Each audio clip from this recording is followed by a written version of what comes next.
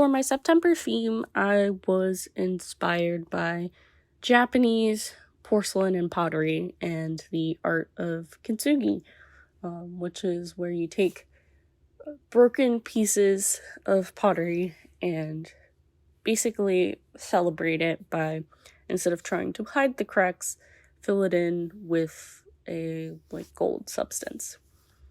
So that was my inspiration. I thought it'd be fun to create different Japanese porcelain inspired patterns, then cover up edges with a gold pen. So I created all of these designs with a software called Substance Designer, which is used a lot in the games industry to create repeating materials that they can use for models. And then for my headers, instead of going with stickers this time, I actually used my Cricut to draw them out and then cut out the borders. So I did those with the same brush pen that I used for covering up the torn edges of the paper. And so now we're moving on to my next spread, which is my packages and brain dump spread. I wanted to expand more on the different colored papers that I use. So you'll see me use a decent amount of craft paper for this setup this month. And what better page to use it on than my packages spread? It's just very appropriate. So I took this cloud design that I made and put that at the top of the page, and then I just rounded the corners. Now I'm adding some of that craft paper to the corner of my brain dump spread, just to have that mirror and have everything go together. Now I'm taking the torn edges and covering that up with that gold pen to mimic that Kintsugi style. And I took the patterns that I made, and in addition to printing it out on paper, I also created some washi tape stickers. And for my mood tracker, I thought it'd be fun to take the cherry blossom design that I made and use that for the days of the month. So I just created that all on a piece of paper and am just pasting that in and then rounding the corners. And I really ended up liking how that design looked. So I ended up mirroring it and taking that cherry blossom pattern and using that as the background for my 1 line a day spread. So I'm just taking that piece of paper and again using my dot liner tape to paste it into my journal. And then I'm just rounding the corners again. And then taking my 1 line a day header and pasting that in. And then for the background for writing out my lines, I took some extra craft paper that I had and I'm just rounding the extra corners out and then pasting that in. And once I have that in, I'm going in and numbering down the side the days of the month.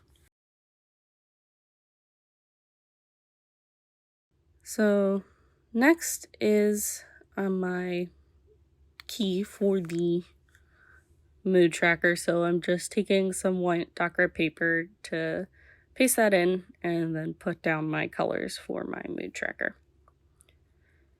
And then I'm decorating the rest of the page with this really shiny metallic gold washi tape that I picked up at Target. It's very bright and definitely I felt went with the rest of the theme. So for my weeklies this month, I went back to my trusty vertical Dutch doors. When I cut out the horizontal Dutch doors for August, I damaged a bit of the binding, so I just wanted to give the binding of my notebook a little bit of a break. I didn't want to risk fully damaging the integrity of my notebook.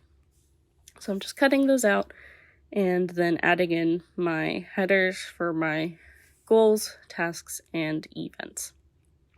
And then on the left-hand side, I'm just taking the rest of that cherry blossom pattern paper and am pasting that in to have some sort of parity between the left column and like the right column of the tasks and events, so there's not any like weird empty space. And then I'm just covering up that edge with my gold washi tape to kind of go along with that Kintsugi theme. And for this spread, I thought I would have this page be sort of an area for a calendar and just like extra planning space, since I had some empty space when setting up this spread. So I'm just going in and taking my jelly roll and a ruler to mark out the grid setup. And as I was writing down the days of the week, I realized I made 8 columns instead of 7. So I didn't want to have everything crammed to the left-hand side and then have some weird extra space on the right. So I ended up taking this white dot grid paper to cover up both the top row so I could fix the days of the week, and then also to cover up that left column to get rid of the unnecessary lines. So then I just went back in with my jelly roll to fix the edges, and I'm going in and filling out the calendar. And once I have all of the days filled in, I thought it would be nice to take the empty blocks and fill that in with this gold washi tape. So I'm just cutting that out and putting that in. And I really enjoyed trying out the different layouts for each of my weeklies that I did last month. So for this month, I'm doing the same thing. I'm switching it up each week. And for this first one, I thought it'd be fun to have like a box set up and alternate between the days of the week and different patterns that I created for this setup. So I'm just measuring those out with a ruler, cutting them, and then pasting them in place.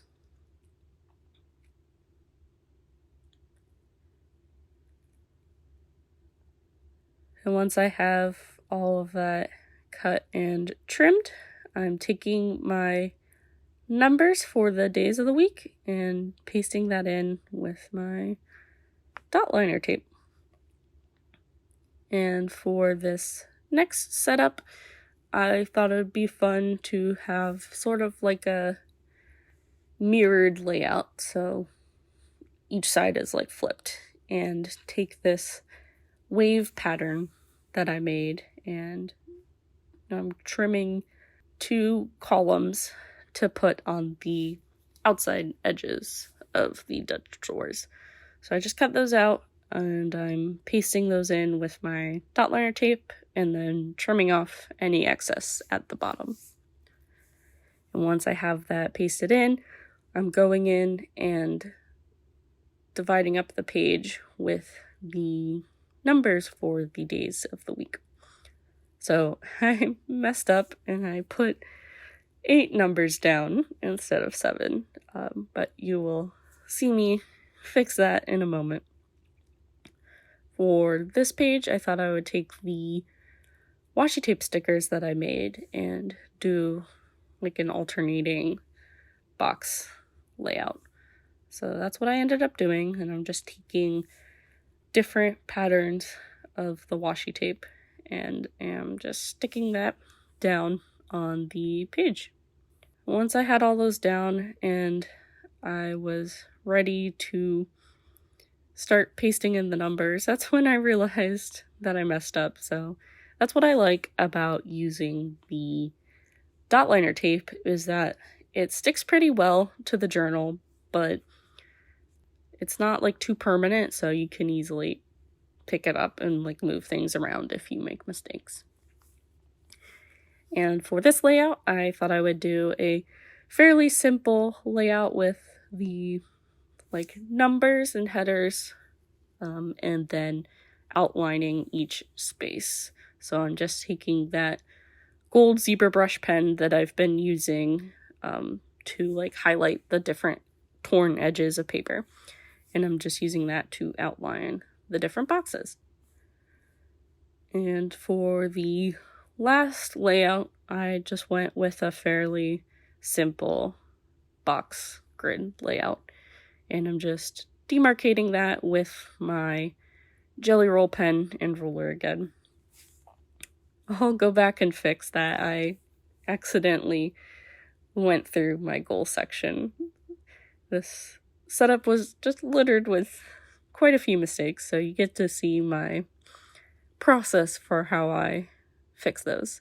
So here I'm taking that white dock grid paper and just pasting that over to cover up that line. And then adding some more decorative washi tape over, and it's good as new. And so once I had that down, I'm going in and decorating the tabs for my Dutch doors with this like circular pattern washi tape stickers that I had, since I had enough to cover all of the tabs to match. And once I did the first two, on the third one, I accidentally ended up placing them down, going a different orientation than I did the first two. And I ended up deciding that I wanted them to all match, so I just peeled it up and cut out a new sticker to place on top. And it's good as new. So again, just taking the stickers, placing them down, and then I'm going back in with my embroidery scissors to trim off the excess on these tabs. And that is it for this setup. I hope you enjoyed. This was a really fun setup to do. I really enjoyed creating all of the different patterns for it. If you would like to see a separate video going over how I did that, definitely let me know. I will link my last plan with me and a video that you might like, and I will see you in the next one.